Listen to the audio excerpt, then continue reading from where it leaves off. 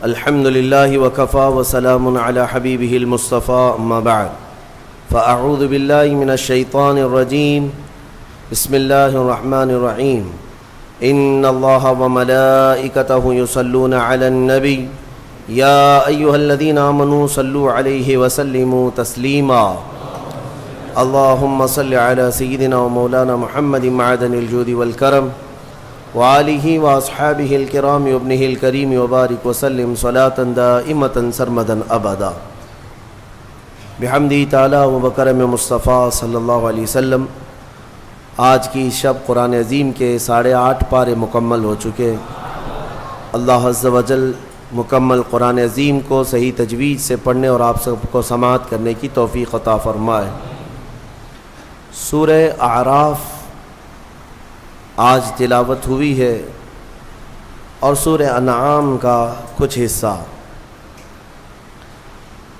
8ویں پارے میں جو خاص سورہ اعراف میں ذکر آیا ہے وہ انسان کی تخلیق کا ذکر، یعنی سب سے پہلے اللہ تبارک و تعالیٰ نے انسان کو جو بنایا، یعنی سیدنا آدم علیہ السلام کو، اس کا ذکر آیا ہے۔ اللہ تبارک و تعالیٰ نے فرمایا قرآن میں وَلَقَدْ خَلَقْنَاكُمْ ثُمَّ صَوَّرْنَاكُمْ، ہم نے تمہیں پیدا کیا اور پھر اچھی صورت بھی دی، اور صرف پیدا کر کے اچھی صورت ہی نہیں دیا بلکہ قرآن میں مولا فرماتا ہے ثُمَّ قُلْنَا لِلْمَلَائِكَةِ اسْجُدُوا لِآدَمَ، پھر ہم نے فرشتوں سے کہا کہ تم آدم کو سجدہ کرو۔ یہ تخلیق کی جو ابتدا ہے، اس کے متعلق جو روایات ملتی ہیں تفاسیر میں، چند باتیں میں عرض کرتا ہوں۔ آدم علیہ الصلاۃ والتسلیم کو جب پیدا کرنا اللہ تبارک و تعالیٰ نے ارادہ فرمایا تو فرشتوں سے فرمایا، فرشتوں سے یوں کہا کہ میں زمین میں اپنا ایک نائب بنانا چاہتا ہوں، اپنا خلیفہ۔ اب اندازہ کریں انسان کو اللہ نے اپنا خلیفہ فرمایا۔ نائب کس بات کا؟ خلیفہ کیا ہوتا ہے؟ یعنی اللہ تبارک و تعالیٰ کے احکام کو زمین پر نافذ کرنے والا، اسی کو خلیفہ کہیں گے۔ خلیفہ کا مطلب وہ مت سمجھو آپ جو پیر صاحب کے خلیفہ ہوتے ہیں۔ اللہ تبارک و تعالیٰ کی رضا کے مطابق اس زمین پر زندگی گزارنے والا اور احکام الہیہ کو ہی نافذ کرنے والا وہ خلیفہ ہے زمین پر۔ تو فرشتوں سے جب اللہ نے یہ فرمایا تو فرشتوں نے کہا کہ اے رب، تو ایسے کو اپنا خلیفہ بنائے گا جو زمین میں جانے کے بعد قتل و غارت کرے گا، خون ریزیاں کرے گا، فساد کرے گا؟ ہم تو تیری اچھی تسبیح کرتے ہیں، ہم تیری پاکی بولتے ہیں، تیری عبادت تو ہم پوری کرتے ہیں، تو انسان کو اپنا نائب اور خلیفہ کیسے بنائے گا؟ رب تبارک و تعالیٰ نے فرمایا انی اعلم ما لا تعلمون، جو میں جانتا ہوں وہ تم نہیں جانتے۔ یہاں سے کچھ باتیں سمجھ میں آتی ہیں۔ فرشتوں کو کیسے پتہ تھا کہ زمین پہ جانے کے بعد یہ خون ریزی کرے گا، فساد کرے گا؟ لوگ تو رسول کے علم غیب کا انکار کرتے ہیں، وہ تو فرشتوں کی بات ہے۔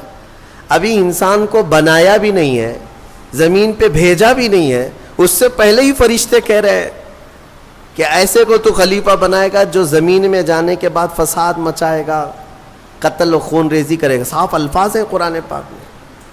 میرے عزیزو، فرشتوں نے جنات کے حالات کو دیکھا تھا۔ پہلے جنات بنائے گئے تھے، زمین پر بھیجے گئے تھے، انہوں نے خوب فساد مچایا، یہاں خوب قتل خون ریزیاں کیں، پھر زمین سے انہیں جزیروں کی طرف بھگایا گیا۔ تو تفسیر میں کہا گیا ان واقعات کو دیکھ کر شاید فرشتوں نے عرض کیا ہو، اور بعض نے فرمایا اتنا غیب کا علم تو اللہ نے فرشتوں کو بھی دیا کہ انسان کی وہ فطرت سے واقف تھے، اس لیے انہوں نے یوں کہا۔ اب اللہ تبارک و تعالیٰ نے جو فرمایا میں جو جانتا ہوں وہ تم نہیں جانتے، یقیناً حق ہے۔ پھر آدم علیہ السلام کو بنانے کا کام شروع ہوا۔ کیسے؟ فرمایا گیا زمین کی مختلف جگہوں کی مٹی اٹھانے کا حکم دیا گیا۔ زمین کی الگ الگ جگہ کی مٹی اٹھا لائیں.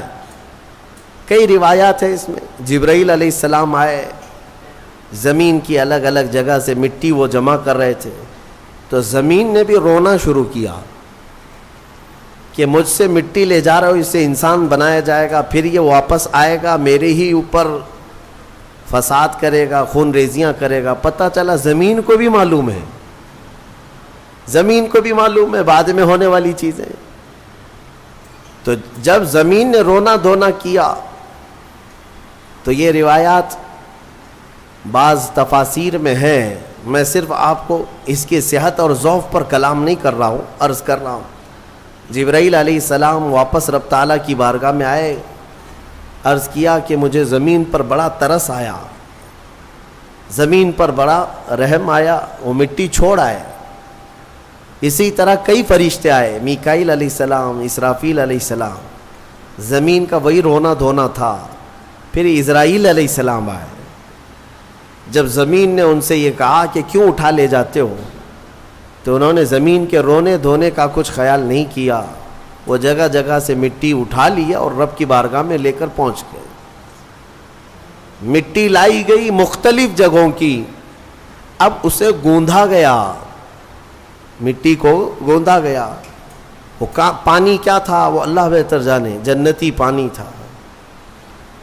مٹی کو جب گوندا گیا, یہ پورا پروسیس قرآن میں بیان کیا گیا ہے اور بعض احادیث میں بھی ہے. گوند کر کے جب اس کو تیار کیا گیا, پورا ایک پتلا, ایک شکل بن گئی, ایک شکل بن گئی, تو اب اسے سکھایا گیا. قرآن میں یہ بھی فرماتا ہے رب تعالیٰ, وَلَقَدْ خَلَقْنَا الْإِنسَانَ مِنْ صَلْصَالٍ كَالْفَخَّارِ, یعنی بجتی ہوئی مٹی جو ہوتی ہے نا, مٹکا جیسے ٹک ٹک آواز آئے, بجتی ہوئی مٹی سے ہم نے انسان کو بنایا. جب پورا پتلا تیار ہوا, پھر اس پر بارش برسائی گئی, اس پر 40 دن تک بارش برسائی گئی مضبوط کرنے کے لیے. اب اس پتلے پر جو بارش برسی اس کے بارے میں بزرگوں نے فرمایا 40 دن کی بارش میں 39 دن تک غم کی بارش ہوئی, ایک دن خوشی کی بارش ہوئی. اس لیے انسان کی زندگی میں غم زیادہ ہیں, خوشیاں کم ہیں. عید تو سال میں ایک ہی بار آتی ہے, خوشیاں کم ہیں, غم زیادہ ہے. تو یہ 40 دن کی بارش کے بعد اب جب اس پوری شکل کو اللہ تبارک و تعالیٰ نے ترتیب دیا. ہاں ایک بات یہ بھی میں بتا دوں, اللہ تبارک و تعالیٰ قادر مطلق مسبب الاسباب, جب وہ دنیا کی تخلیق پر آئے تو کن کہے تو سب ہو جائے, کن فیکون. قرآن میں وہ رب تعالیٰ فرماتا ہے ہو جا تو سب ہو جاتے ہیں, ہو جا. زمین کو اس نے کہا ہو جا تو زمین بچھ گئی.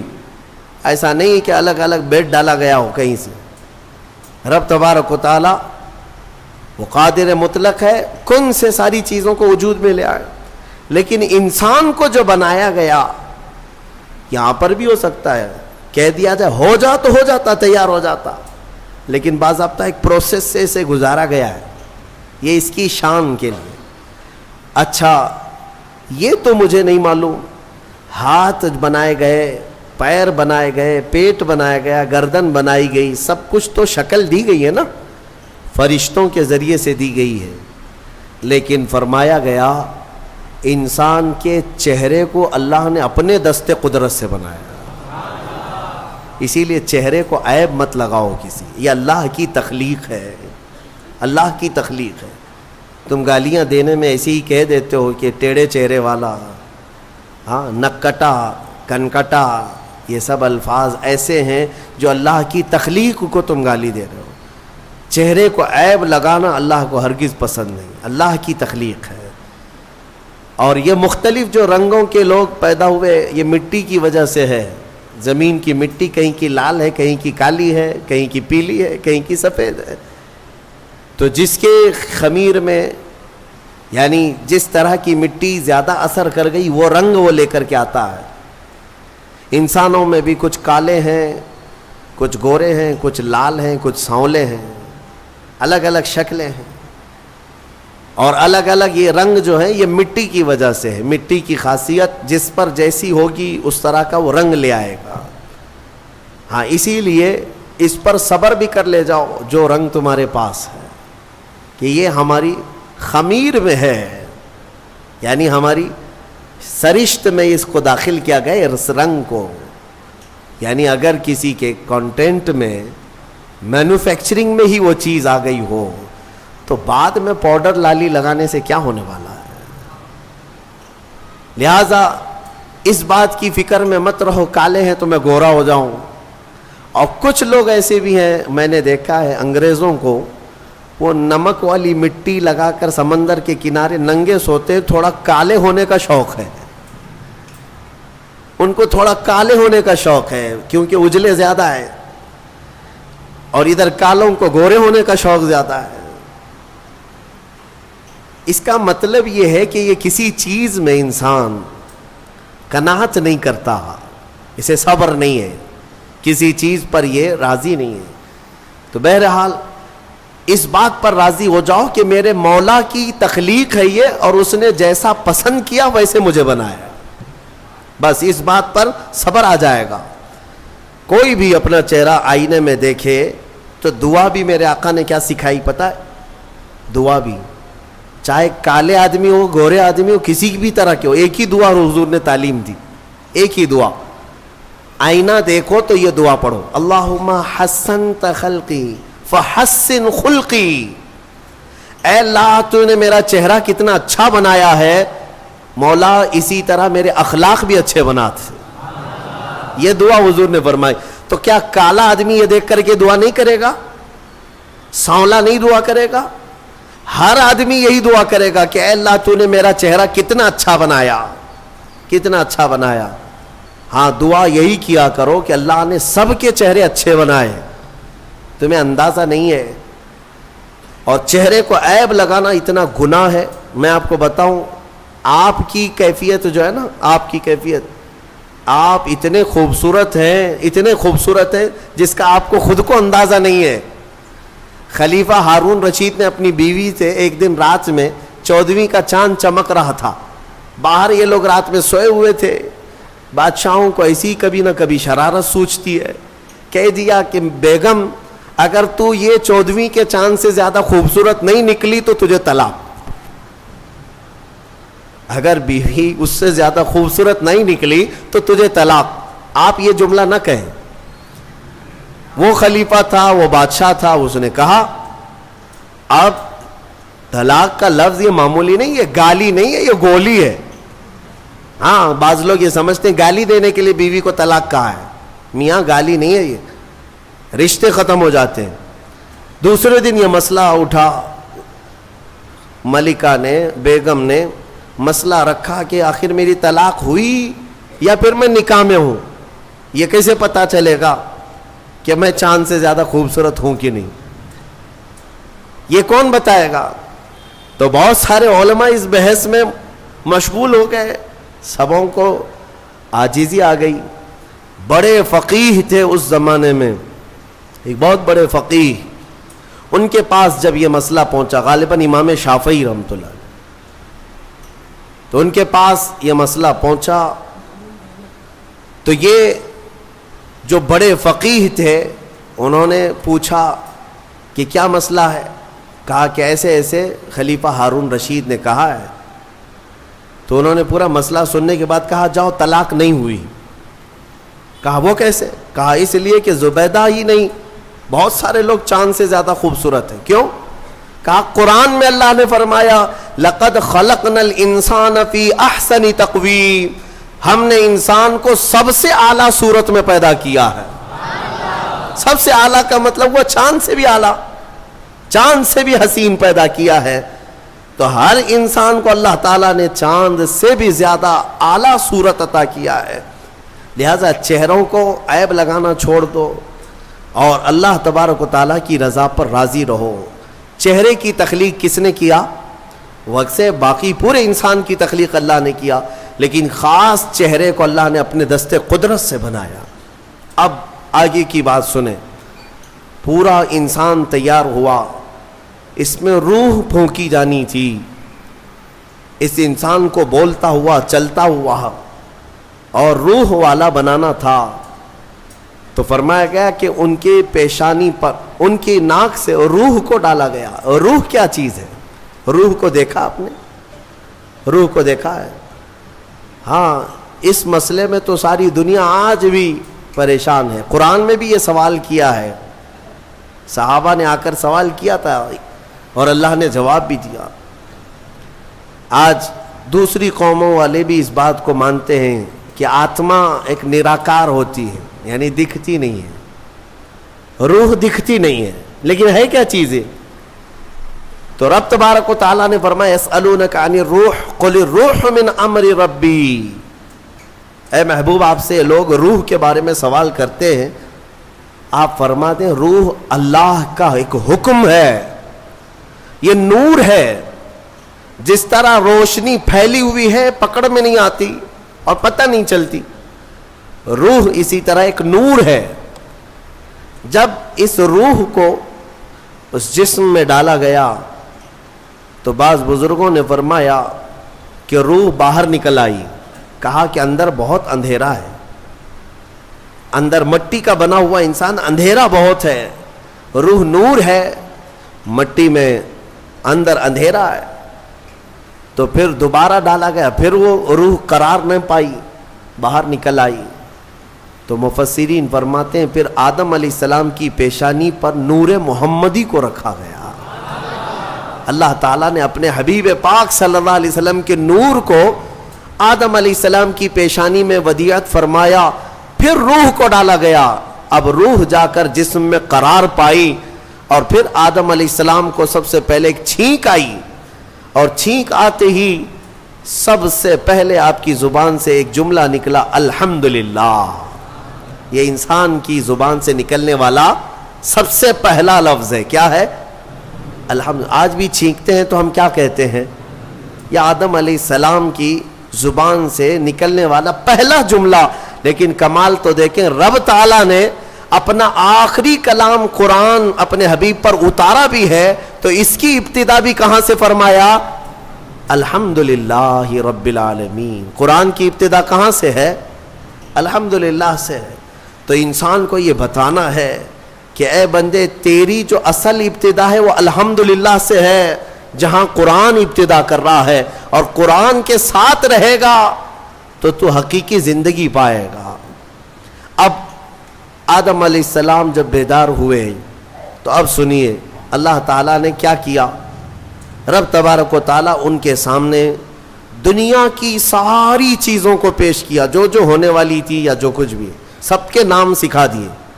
وعلم آدم الاسماء کلہا، سب چیزوں کے نام آدم علیہ السلام کو سکھا دیے. درخت، پودا، پھل پھول، زمین، آسمان، چاند، تارے، سمندر، مچھلیاں، جنات، انسان، ہر ایک چیز کا نام، جو بھی دنیا میں چیزیں ہیں سب کے نام آدم علیہ السلام کو سکھا دیے. اب اس میں کیا کیا چیزیں ہیں، سب چیزیں کا مطلب کیا ہے؟ سب آ گیا نا. ہمارے بھی نام سکھائے ہوں گے اللہ نے، تمہارے بھی نام سکھایا. اب مسئلہ یہ تھا کہ فرشتے جو پوچھ رہے تھے نا ایسے کو کیوں خلیفہ بنائے گا، اب فرشتوں کو اللہ نے بلایا، آؤ. پھر یہ دنیا کی چیزوں کو فرشتوں کے سامنے پیش کیا گیا. بتاؤ اس کا نام کیا ہے، اس کا نام کیا ہے. نئی نئی چیزیں فرشتوں کے سامنے پیش کی گئیں تو فرشتے کہنے لگے قالوا لا علم لنا الا ما علمتنا، مولا ہم کو تو اتنا ہی معلوم جتنا تو نے سکھایا، یہ سب چیزوں کا تو علم نہیں ہے، ہمیں پتہ نہیں ہے. تو پھر آدم علیہ السلام سے کہا گیا آدم تم بتاؤ، انبئہم باسمائہم، آدم ان کو یہ سب چیزوں کے نام بتاؤ. آدم علیہ السلام نے ناموں کی ابتدا جو کی، حدیث میں ہے، موجود ہے تفسیر میں، ساری دنیا کی چیزوں کے نام آدم علیہ السلام نے فرشتوں کے سامنے بتا دیے. جب ساری چیزوں کے نام بتا دیے تب فرشتوں کو حکم ہوا اب آدم کو سجدہ کرو. آدم علیہ السلام کے سامنے سارے فرشتے جھک گئے، سجدے میں چلے گئے. لیکن ایک بات بتا دوں، یہ سجدہ تعظیم کا تھا، عبادت کا نہیں. عبادت کا سجدہ کس کے لیے ہے؟ صرف اللہ کے لیے. سنی جانتے ہیں الحمدللہ اللہ کے علاوہ کسی کو سجدہ جائز ہے؟ نہیں جائز, صرف سجدہ اللہ کا ہے. لیکن آدم علیہ السلام کو جو سجدہ کرایا گیا تھا وہ تعظیم کا سجدہ تھا, ان کے علم کی تعظیم. اب حکم جو ہوا ہے وہی قرآن میں آج ہم نے پڑھا ہے. اللہ نے فرمایا سب کے سب سجدہ کرو, سب سجدے میں چلے گئے. پتہ ہے ایک تھا ابلیس جو غرور کی وجہ سے سجدہ نہیں کیا, کھڑا رہا. ابلیس کون ہے؟ یہ شیطان جس کا نام عزازیل. یہ کون ہے؟ فرشتوں کو تعلیم دینے کے لیے اس کو مامور کیا گیا تھا. اس کو معلم الملائکہ کہتے ہیں. بعضوں نے اس کو فرشتوں میں شمار کیا, لیکن مفسرین کی اکثر رائے یہ ہے کہ وہ جنات میں سے تھا. ابلیس کس میں سے تھا؟ جنات میں سے تھا, لیکن فرشتوں کے ساتھ رہتا تھا اس لیے حکم اسے بھی تھا. حالانکہ وہ اللہ کی بہت عبادت کیا ہے, بہت عبادت, اتنی عبادت کیا ہے کہ اس کے سجدے اگر زمین پر پھیلا دیے جائیں تو ایک راہی کے دانے کے برابر بھی جگہ خالی نہیں ہوگی. اتنے سجدے اللہ کے کر چکا, لیکن اس وقت سجدہ نہیں کیا. تو رب تعالیٰ نے سوال فرمایا, قال ما منعک الا تسجد اذ امرتک, تو سجدہ کیوں نہیں کیا جبکہ میں نے تجھے حکم دیا تھا؟ قال انا خیر منہ, کہنے لگا اے مولا میں اس سے بہتر ہوں, آدم سے میں بہتر ہوں. خلقتنی من نار وخلقتہ من طین, تو نے مجھے آگ سے بنایا ہے اور اسے مٹی سے بنایا ہے. آگ بلند رہتی ہے, مٹی نیچے رہتی ہے, بلند آدمی نیچے والے کو سجدہ کیسے کرے؟ ہاں یہی غرور ہے. اب اس سے پتہ چلا کہ کائنات کا سب سے پہلا گناہ وہ تکبر ہے, غرور, گھمنڈ, میں پن, کہ میں یہ ہوں اس کے سامنے کیوں جھکوں. یہ ابلیس کی یہیں سے خصلت شروع ہوئی. اللہ تعالیٰ نے فرمایا تو نے آدم کو دیکھا لیکن یہ نہیں دیکھا کہ حکم میرا تھا, حکم اللہ کا تھا. فاخرج منہا فإنک رجیم, آج سے تو ہمارے دربار سے نکل جا اس لیے کہ تو مردود ہو گیا. راندہ بارگاہ, ہمیشہ کے لیے اس کو مردود قرار دے دیا گیا. یہ واقعہ میں بتا رہا ہوں آپ کو, یہ آج سورہ اعراف کے شروع میں ہی آیا. تو ابلیس نے کہا اے اللہ تو نے مجھے نکال دیا اپنے دربار سے, فرشتوں کی جماعت سے, انظرنی الی یوم یبعثون, بس مجھے قیامت تک کی مہلت دے دے بس. رب تعالیٰ سے ڈائریکٹ چیلنج کر رہا ہے, اللہ سے چیلنج کر رہا ہے, مجھے تو ٹائم دے دے بس. کیا کرے گا؟ کہتا ہے قال رب بما اغویتنی لاقعدن لهم صراطک المستقیم, بس تو مجھے ٹائم دے دے, قیامت تک تیرے جتنے بندے آئیں گے میں سیدھے راستے پر بیٹھ جاؤں گا. ثم لآتینہم من بین ایدیہم ومن خلفہم وعن ایمانہم وعن شمائلہم ولا تجد اکثرہم شاکرین. کہتا ہے میں تیرے سیدھے راستے پر بیٹھوں گا, جو بھی اس راستے سے گزرے گا کبھی میں اس کے سامنے سے آؤں گا, کبھی پیچھے سے, کبھی دائیں سے, کبھی بائیں سے, کسی نہ کسی طرح اس کو اس راستے سے میں ہٹا دوں گا. اے رب تیرے بندوں میں تو شکر کرنے والے نہیں پائے گا. اللہ کو یہ چیلنج کر رہا ہے. دوسری آیتوں میں یہ تک کہا اس نے قال فبعزتک لاغوینہم اجمعین, تیری عزت کی قسم اے اللہ. عزت اس کو بھی معلوم ہے اللہ تعالی, اور قسم بھی اللہ کی عزت کی کھا کر کہہ رہا تیری عزت کی قسم میں تیرے سارے بندوں کو گمراہ کروں گا, سارے بندوں کو گمراہ کروں گا. رب تعالیٰ سے چیلنج کیا. رب نے فرمایا قال انک من المنظرین, جا تجھے ٹائم دیا جاتا ہے, مہلت ہے تجھے, جتنا ٹائم چاہیے پورا لے لے. ٹائم ہی نہیں طاقت بھی دے دی گئی, قوت بھی دے دی گئی. دنیا میں جتنی تیزی سے ایک جگہ سے دوسری جگہ جانا ہے سب تجھے دے دیا گیا, جا بہکا لے. کتنوں کو بہکاتا ہے؟ ان عبادی لیس لک علیہم سلطان. اللہ فرماتا ہے تو پوری کوشش کر لے, میرے کچھ بندے ایسے ہوں گے جن پر تیرا داؤ نہیں چلے گا. نہیں چلے گا، تیرا داؤ نہیں چلے گا۔ رب تعالیٰ نے بھی فرمایا تو پوری کوشش کر لے لیکن تیرا داؤ میرے کچھ بندوں پر نہیں چلے گا۔ وہ کون سے بندے ہیں؟ ان بندوں کے بارے میں ابلیس بھی مان گیا، شیطان بھی مانا، کہنے لگا ہاں ہے تیرے کچھ بندے۔ وہ کون ہے؟ الا عبادک منہم المخلصین، یہ وہ بندے، ہاں مولا تیرے کچھ بندے ایسے ہوں گے جن پر میرا داؤ نہیں چلے گا۔ وہ کون ہے؟ وہ بندوں کی جماعت کو مخلصین کی جماعت کہا جاتا ہے کہ وہ اگر عبادت کرتے ہیں تو نہ ادھر دیکھتے نہ ادھر دیکھتے ہیں، وہ خالص تیری رضا کے لیے کرتے ہیں۔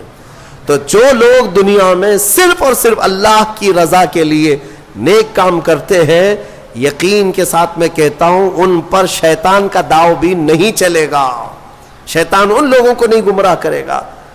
مخلصین کی جماعت، مخلصین کون ہے میرے عزیزو؟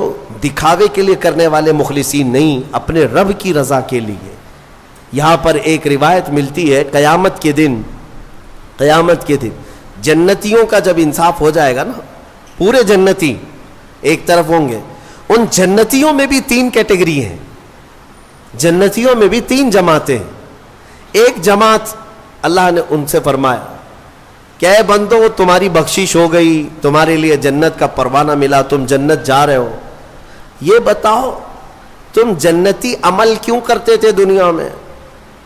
تم نیک کام کیوں کرتے تھے؟ آج جنت تمہارے لیے ہو گئی نا، پاس ہو گئے، پاس ہونے کے بعد پوچھا جا رہا ہے تو وہ جماعت کہتی ہے اے مولا ہمیں تیری دوزخ سے بہت ڈر لگتا تھا، بہت ڈر لگتا تھا، اس کے ہولناک عذابات، اور تیری دوزخ سے ڈر کر کے ہم نیک کام کرتے تھے۔ اللہ فرماتا ہے ٹھیک ہے میں تم سے راضی ہو گیا، تم جنت میں جاؤ۔ دوسری جماعت، ان سے پوچھا جائے گا تم کیوں کرتے تھے؟ یہ سیکنڈ کیٹیگری ہے جنتیوں کی، تم کیوں نیک کام کرتے تھے؟ تم بھی پاس ہو گئے۔ وہ کہیں گے مولا قرآن میں اور حدیث میں تیرے رسول سے ہم نے جنت کی اتنی نعمتوں کا ذکر سنا تھا، وہاں کے محلات، وہاں کی خوشبوئیں، وہاں کی حوریں، وہاں کے غلمان، تو شوق تھا کہ جنت میں جائیں، اس لیے نیک کام کرتے تھے، تیری جنت کی خواہش نے ہم سے نیک کام کروائے۔ رب تعالیٰ فرماتا ہے جاؤ تم سے راضی اور تمہارے لیے جنت ہے، چلے جاؤ۔ تیسری ایک جماعت ہوگی جنتیوں کی، یہ لاسٹ کیٹیگری ہے، ان سے پوچھا جائے گا میاں آپ بھی پاس ہو گئے، جنت میں جا رہے ہو نیکیوں کی وجہ سے، تم کیوں نیکیاں کرتے تھے؟ وہ کہیں گے کہ مولا ہم نہ جنت کے لیے کرتے تھے نہ دوزخ کے لیے، ہم تو خالص تیری رضا کے لیے کرتے تھے، تو راضی ہو جا، بس ہمارا مقصد اتنا تھا۔ تو رب تعالیٰ فرمائے گا جاؤ میں تم سے راضی ہو گیا اور جنت میں جاؤ۔ وہ جماعت کھڑی ہو جائے گی، نہیں جنت میں نہیں جانا ہے، اگر جنت میں جائیں گے تو پھر بدلہ ہو جائے گا، معاوضے کے طور پر ہو جائے گا، پھر ہم کو اندر جانے کے بعد دوسرے لوگ تانا ماریں گے تم بھی جنت کے لیے کرتے تھے، وہاں بولے کچھ اور ہو، ہم نہیں جائیں گے جنت میں۔ رب تعالیٰ پھر دوبارہ فرمائے گا کہ اے مومنوں میں تم سب سے راضی ہوں، تم میری رضا کے لیے کر رہے تھے، میں راضی ہوا، جاؤ جنت میں۔ وہ کہیں گے مولا نہیں جنت میں جائیں گے تو پھر یہ مسئلہ آ جائے گا کہ تم جنت کے لیے کیا کرتے تھے، ہم تو تیری رضا کے لیے کرتے تھے۔ یہاں تک کہ روایت میں فرمایا گیا فرشتوں کو حکم ہوگا کہ ان کو بیڑیاں پہنا اور کھینچ کے جنت میں لے جاؤ۔ یہ مخلصین کی جماعت تھی، یہ لالچ میں عبادت نہیں کیے اور نہ ہی ڈر کر کے کیے، یہ خالص اللہ کی رضا کے لیے۔ اور اسی جماعت کے بارے میں شیطان بھی کہتا ہے ان پر میرا داؤ نہیں چل سکے گا، ان پر میرا حربہ نہیں چل سکے گا۔ اسی لیے میں مومنوں سے گزارش یہ کرتا ہوں کہ اعمال میں اخلاص پیدا کرو، اخلاص صرف اور صرف اللہ کے لیے، نہ کسی کو ڈر کر، نہ کسی کے لیے، عبادتیں نہیں، اللہ کے لیے۔ تم اپنی آخرت کو سوچو۔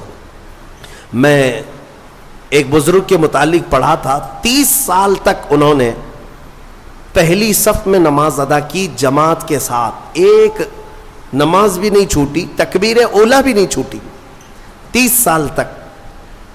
توجہ چاہتا ہوں، 30 سال تک ایک نماز میں ایک جماعت نہیں چھوٹی اور پہلی تکبیر بھی نہیں چھوٹی، پہلی صف میں کھڑے رہتے تھے۔ 30 سال کے بعد ایک دن مغرب میں آئے تو ایک رکعت ہو گئی۔ 30 سال کے بعد ایسا موقع آیا، پیچھے رہ گئے۔ تو پھر جب آئے دیکھا کہ صفیں تو لگ گئی ہیں، پیچھے جگہ مل رہی تھی، تو انہوں نے شرم کے مارے، ڈر کے مارے، سب لوگ کیا کہیں گے ابھی 30 سال سے جس کی جگہ پکی ہے آج تو ہے نہیں، چھوٹ گیا پیچھے، تو پیچھے سے ہی گھر چلے گئے۔ گھر میں جا کر نماز پڑھ لیا۔ عشاء میں اس ڈر سے نہیں آئے کہ سب لوگ سوال کریں گے مغرب میں کہاں تھے۔ تو اس زمانے میں ایک بڑے بزرگ تھے، انہوں نے پوچھ لیا کہ فلاں صاحب جو رہتے تھے پہلی صف میں، جن کا ریکارڈ تھا 30 سال کا، وہ کہاں ہیں؟ کہا کہ حضور پتہ نہیں، مغرب میں بھی نہیں آئے، عشاء میں بھی نہیں آئے۔ کہا کہ چلو دیکھ لیتے ہیں، کہیں بیمار تو نہیں ہو گئے، کچھ تو ہوا نہیں تکلیف۔ گئے تو گھر میں بیٹھے ہوئے تھے، پوچھا کہ کیا بات ہے، مغرب میں بھی نہیں، عشاء میں بھی نہیں؟ کہا مغرب میں آیا تھا لیکن ایک رکعت ہو گئی تھی، میں شرم کے مارے پہلی صف میں نہیں آیا، پہلی صف میں جگہ نہیں مل رہی تھی، شرم کے مارے میں پیچھے نہیں کھڑا ہوا کہ لوگ کیا کہیں گے، میں واپس گھر میں آ کر نماز پڑھ لیا۔ اس بزرگ نے ان سے کہا جو 30 سال کی عبادت کر چکے تھے، کہا کہ اے بندے جا پچھلے 30 سال کی نمازوں کو پھر سے ریپیٹ کر لے، دوہرا لے، اس لیے کہ جو تو نے نمازیں پڑھی وہ صرف اسی نیت سے پڑھی کہ لوگ کیا کہیں گے، لوگ کیا کہیں گے۔ تجھے اس بات کا خیال نہیں ہے کہ تو عبادت اللہ کے لیے کرتا ہے، جا پچھلے 30 سال کی نمازیں اعادہ کر لے، پھر سے پلٹا لے۔ عزیزان گرامی، اخلاص ایک بڑی دولت ہے، اللہ تعالیٰ اپنے مخصوص بندوں کو عطا کرتا ہے۔ بات میں یہاں پر سمیٹتا ہوں کہ ابلیس لعین آدم علیہ السلام کو سجدہ نہ کیا، غرور اور گھمنڈ میں اللہ تبارک و تعالیٰ سے چیلنج کر کے نکلا، اسے اللہ نے ٹائم دیا، وقت دیا قیامت تک کا، اور وہ بہکاتا گھوم رہا ہے ابھی بھی۔ ہاں بس رمضان میں قید ہوا ہے، رمضان میں شیاطین کو قید کیا گیا، یہ حدیث پاک سے ثابت ہے۔ ابھی تو ہے نہیں، ہماری محفل میں بھی نہیں ہے اور ابھی رمضان میں کہیں ہے نہیں، لیکن پھر بھی کچھ لوگ ابھی بھی روزہ چھوڑتے ہیں۔ یہ کون سے شیطان ہیں؟ نماز میں نہیں آتے، پھر یہ کون ہے؟ ان کو کون سلاتا ہے؟ ان کو کون؟ شیطان کا کوئی خلیفہ ہے؟ شیطان کسی کو اپنی ڈیوٹی دے کر کے گیا ہے؟ یہاں پر نفس امارہ ہے، وہ ہر ایک کے اندر ہے۔ انشاءاللہ پھر آگے کبھی میں عرض کروں گا، وہ ہر انسان کے پاس ہے۔ جس نفس نے شیطان کو بھی گمراہ کیا تھا وہ نفس تو ہمارے پاس ہے۔ نفس ایک بہت ہی خطرناک چیز ہے، اسی سے لڑنے کو میرے آقا نے جہاد اکبر کہا۔ جو اپنے نفس کے خلاف لڑائی کرے گا وہ جہاد اکبر ہے، بڑا جہاد ہے۔ تو بہرحال آدم علیہ الصلاۃ والتسلیم کی پیدائش ہوئی اور آپ کو وہاں سے جنت میں رکھا گیا۔ اب یہاں پر کچھ باتیں مجھے عرض کرنی ہے، وہ یہی ہے کہ آدم علیہ السلام کو جب ساری چیزوں کے نام بتائے گئے اور سب کچھ علم دیا گیا اور پھر جنت میں رکھا گیا، جنت کیسی ہے؟ وہاں کسی چیز کی کمی ہے؟ کوئی چیز کی کمی نہیں، ساری نعمتیں ہیں، لیکن اس کے باوجود آدم علیہ السلام کو کچھ بے قراری تھی۔ کیوں؟ اس لیے کہ انسان جو ہے تنہا نہیں رہتا، انسان کو کوئی دوسرا انسان چاہیے۔ انس سے بنا ہے انسان، انس کہتے ہیں محبت کو، اس کے فطرت میں ہے، یہ کھچاؤ، دوسرے کے ساتھ اس کا کھچاؤ ہے، لگاؤ ہے، دوست بناتا ہی ہے، اکیلا نہیں رہے گا انسان۔ تو آدم علیہ السلام کو جو یہ بے قراری تھی وہ تنہا ہونے کی، پھر ایک دن اللہ رب العزت نے ان کی بائیں پسلی سے کچھ حصہ نکالا اور اس سے ایک عورت کو بنایا گیا، وہ حضرت حوا تھی۔ ہاں اتنی بات میں آپ کو بتا دوں، آدم علیہ السلام کی پیدائش وہ کس جگہ ہوئی اللہ بہتر جانے، کوئی تو جگہ ہوگی، لیکن عورت کی پیدائش تو جنت کے اندر ہوئی۔ کہاں ہوئی ہے؟ جنت کے اندر ہوئی ہے۔ ہاں جنت میں پیدا ہوئی ہے عورت، یہ اس کا مقام ہے اور یہ جنتی چیز ہے. اللہ تبارک و تعالیٰ نے اس میں جو خوبصورتی رکھی ہے عورت کے اندر وہ جنت کی کشش ہے. جب حضرت آدم علیہ السلام حضرت حوا کو دیکھتے ہیں، آپ کو پتہ ہے حضرت حوا دنیا کی سب سے خوبصورت عورتوں میں سے ایک ہے، سب سے خوبصورت تھی. آدم علیہ السلام ان کی طرف ہاتھ بڑھانے لگے.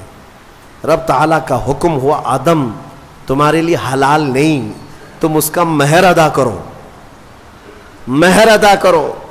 مہر دینا یہ جنتی قانون ہے، آج بھی ہمارے نکاح میں مہر رکھا جاتا ہے. آدم علیہ السلام نے عرض کیا کہ مولا میں یہاں کس چیز کا مالک ہوں، کیا چیز مہر میں دوں؟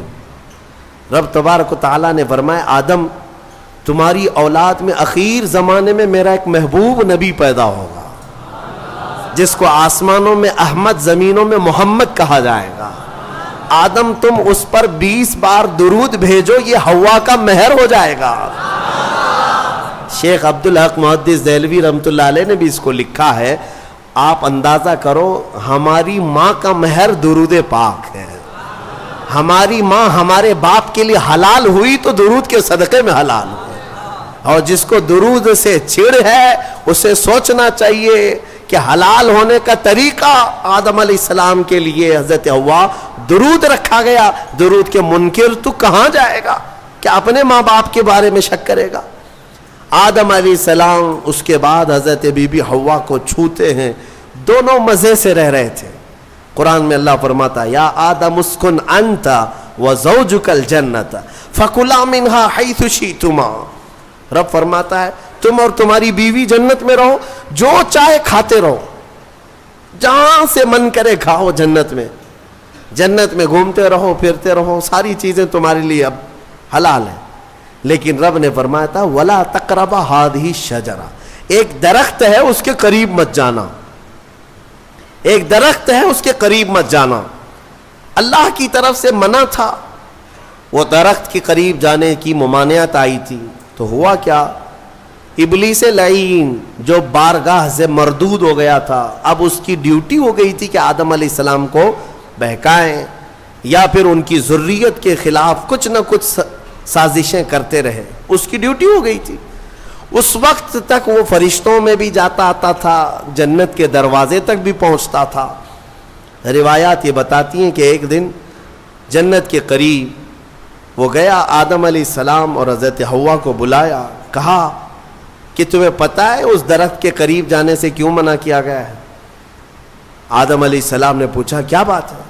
کہا اس درخت میں ایک پھل ہے، اگر تم کھا لو گے نا الا ان تکونا ملکین او تکونا من الخالدین، تم یا تو فرشتے بن جاؤ گے یا ہمیشہ جنتی بن جاؤ گے. ہاں اگر کھا لیے تو ہمیشہ کا ہو جائے گا، پکے ہو جاؤ گے. اس لیے تمہیں روکا گیا ہے، کھانے سے روکا گیا ہے کہ تم کنٹینیو نہ ہو جاؤ، یہاں پہ ہمیشہ کے نہ ہو جاؤ. آدم علیہ السلام اس کی باتوں میں نہیں آئے. لیکن اندر آنے کے بعد حضرت حوا بار بار کہنے لگیں آدم علیہ السلام سے کہ ایک بار پھل کھا کے تو دیکھتے ہیں، کھا کر کے تو دیکھتے ہیں. حضرت آدم علیہ السلام نے منع کیا. رب تبارک و تعالیٰ نے قریب جانے سے منع کیا ہے، وَلَا تَقْرَبَ هَذِهِ الشَّجَرَةَ. اب یہاں پر شیطان نے ایک لاجک سکھائی، منطق. ہاں قریب جانے سے منع کیا نا، درخت کا پھل کھانے سے تھوڑی نہ منع کیا. تو حضرت بی بی حوا نے پھل توڑ کر کے آدم علیہ السلام کو بھی پیش کیا، خود بھی کھائیں. جیسے ہی ان دونوں نے کھائے، قرآن میں اللہ فرماتا ہے دونوں کے کپڑے اتر گئے، لباس اتار لیا گیا، پورا کا پورا لباس اتار لیا گیا. جنت کے کچھ درختوں کے پتوں سے انہوں نے اپنا جسم چھپایا. پھر فوراً حکم آیا اللہ کا، قال اہبطوا، اتر جاؤ تم سب کے سب، تم سب اتر جاؤ جنت سے، زمین پر جاؤ. اس لیے کہ اللہ تعالیٰ نے جس چیز سے روکا تھا تم نے وہ کھا لیا. آدم علیہ السلام کو بھی اتارا گیا، بی بی حوا کو بھی اتارا گیا. جنت میں اور جنہوں نے ان کا تعاون کیا تھا سب کو اتارا گیا, زمین پر بھیج دیا گیا. اور پھر الگ الگ آدم علیہ السلام کو سرندیپ پہاڑ پر جو سری لنکا میں ہے آج, حضرت حوا کو جدہ میں سعودی عرب میں, اتنا لمبا فاصلہ, اور پوری بھری دنیا میں دو ہی لوگ ہیں اور ایک ادھر ایک ادھر. رب تبارک و تعالیٰ نے اتارا اور پھر یہ فرمایا ایک مدت تک تم کو زمین میں ٹھہرنا ہے اور پھر میری طرف لوٹ کر کے آنا ہے. آدم علیہ السلام اس بات پر روتے رہے, بہت روئے, تقریباً 350 سال روئے. سب سے زیادہ رونے والوں میں آدم علیہ السلام کا نام آتا ہے. پھر ایک دن ایسا ہوا کہ آدم علیہ السلام نے اللہ تعالیٰ کی بارگاہ میں یوں عرض کیا کہ جب میری آنکھ کھلی تھی, سب سے پہلے حضرت آدم علیہ السلام کی روح ڈالی گئی, آنکھ کھلی تھی, تو سب سے پہلے آدم علیہ السلام کی نظر جس چیز پہ پڑی تھی وہ لا الہ الا اللہ محمد الرسول اللہ. اللہ تعالیٰ نے اپنے نام کے ساتھ ایک اور نام رکھا تھا. آدم علیہ السلام نے اللہ کی بارگاہ میں یوں عرض کیا کہ مولا, جس کا نام تو اپنے نام کے ساتھ آسمانوں میں رکھا اس کے طفیل میری توبہ قبول فرما.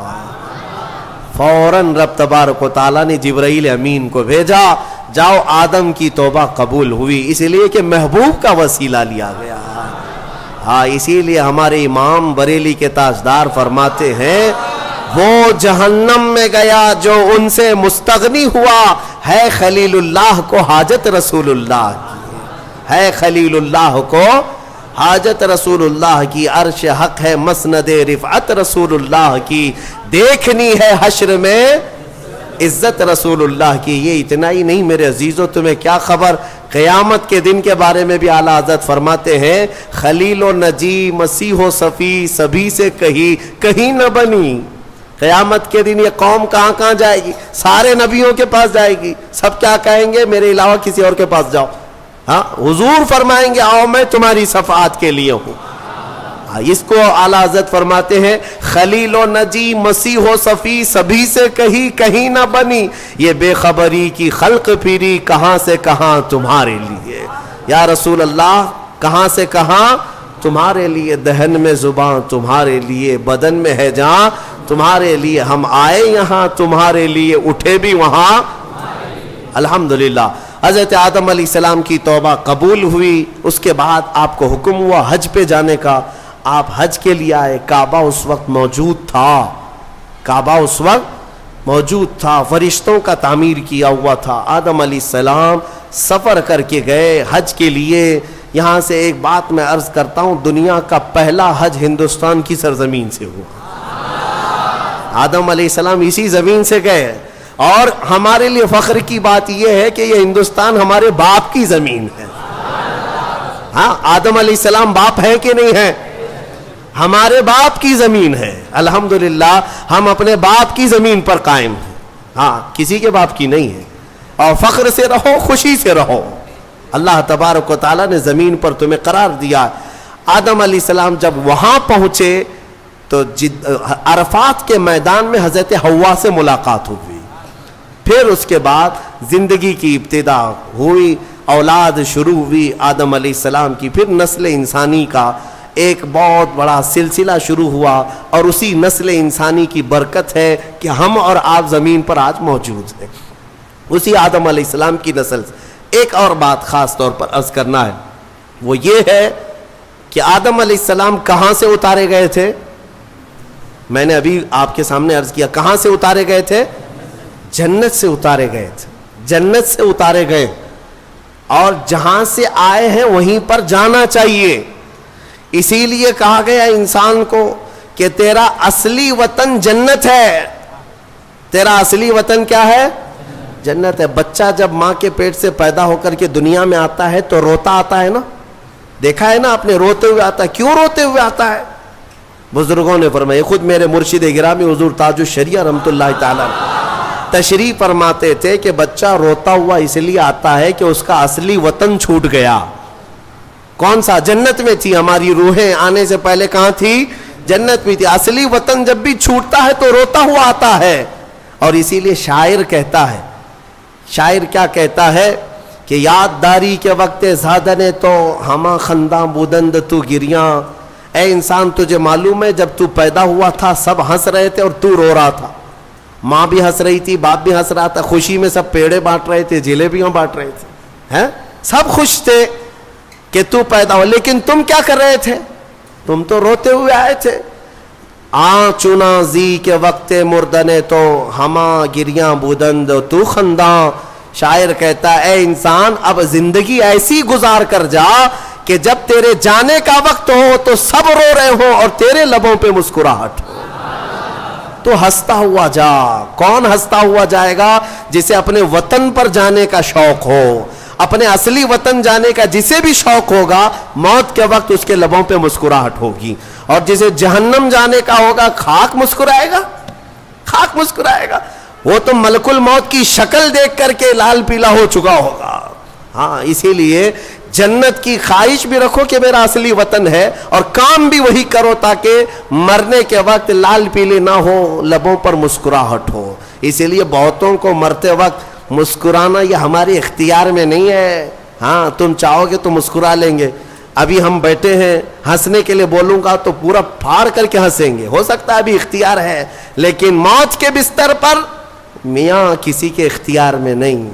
ہنسنا اس وقت تمہارے کنٹرول میں نہیں. اس وقت تو نزع کا عالم ایسا کہ مکھی بھی بیٹھے تو پہاڑ کے برابر لگے ہیں. ہنس کہاں سکو گے؟ ہاں بس وہی ہنسے گا جو زندگی بھر جنت میں جانے کی تیاری کرتا تھا اور مولا اسے موت سے پہلے جنت دکھا رہا ہو اور وہ ہنس رہا ہو. بس وہی ہنسے گا, باقی کسی کے کنٹرول میں نہیں ہے. اسی لیے میں اسی پر گفتگو ختم کرتا ہوں. ہمارے باپ آدم علیہ السلام جنت سے آئے تھے اور پھر وہ واپس جنت میں ہی جائیں گے. آدم علیہ السلام بھی, نوح علیہ السلام بھی, موسیٰ و عیسیٰ بھی, ابراہیم و اسماعیل بھی علیہ السلام, اور خود میرے آقا و مولا سیدنا محمد الرسول اللہ صلی اللہ علیہ وسلم جنت ہی میں جائیں گے. تو ہم جن کی امت ہیں, ہمارے لیے یہی فرض ہے کہ ہم بھی وہیں جائیں جہاں ہمارے رسول جائیں گے, اور جنت کے کام شروع کرو, نیکیاں کرو. اللہ تبارک و تعالی ہم سب کو اصلاح کی توفیق عطا فرمائے. مرنے سے پہلے مولا توبہ کی توفیق عطا فرمائے, جنتی اعمال کی توفیق عطا فرمائے. وآخر دعوانا الحمدللہ رب العالمین. السلام علیکم.